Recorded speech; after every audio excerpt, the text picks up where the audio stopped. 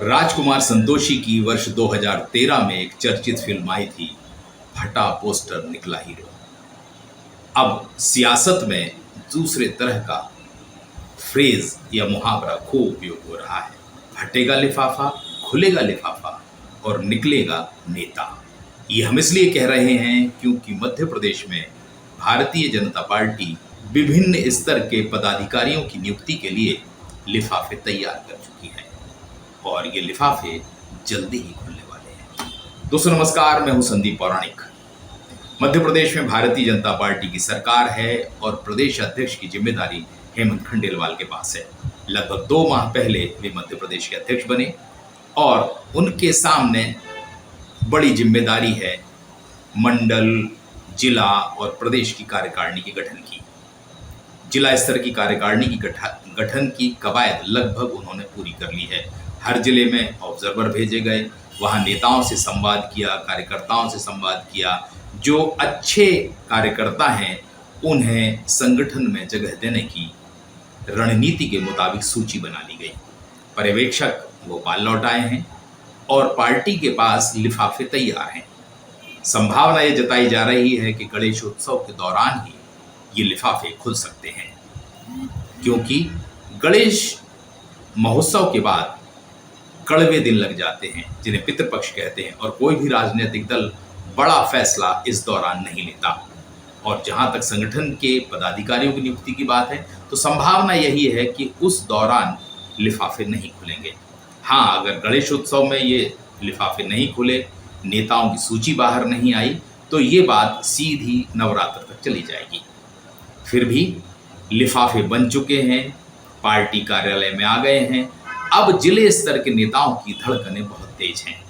हर कोई अपने अपने तरह से गणित लगा रहा है।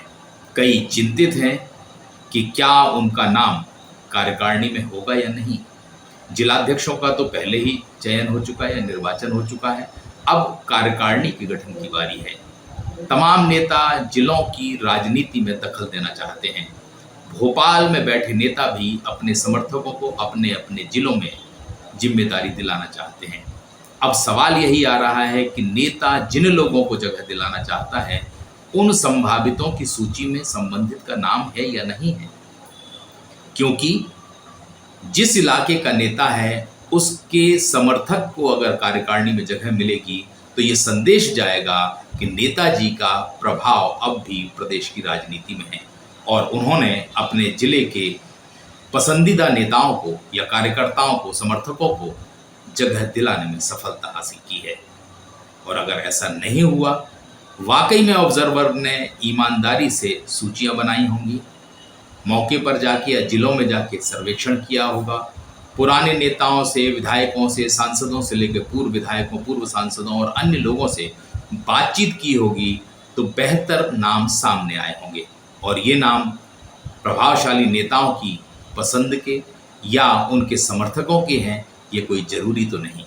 हाँ, ये प्रक्रिया जो अपनाई गई है ये पार्टी को मजबूती देने वाली, जमीनी स्तर पर कार्यकर्ता के महत्व को जानने वाली हो सकती है, मगर नेताओं का कद जरूर घटा देगी। पहले जिला कार्यकारिणी का गठन होना है और उसके बाद संभावना जताई जा रही है कि प्रदेश कार्यकारिणी का गठन हो सकता है।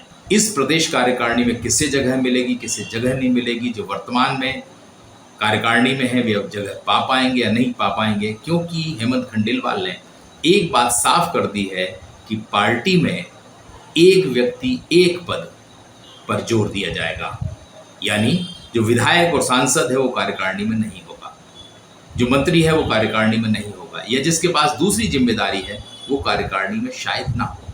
इसके बाद निगम मंडलों की नियुक्ति की बात है और संभावना तो ये भी जताई जा रही है कि राज्य के मंत्रिमंडल में भी आने वाले 3-4 माह के भीतर बदलाव हो सकता है, विस्तार हो सकता है, कई की छुट्टी हो सकती है और कई की एंट्री हो सकती है। यही कारण है कि भाजपा में पूरी तरह सन्नाटा है। लोग चिंतित हैं कि किसकी बारी आएगी, किसकी बारी नहीं आएगी। अब देखते हैं क्या गणेश में जिलाध्यक्ष के बाद कार्यकारिणी की सूची आएगी या फिर ये आगे लंबी खिंच जाएगी। दोस्तों आज के लिए इतना ही। नमस्कार।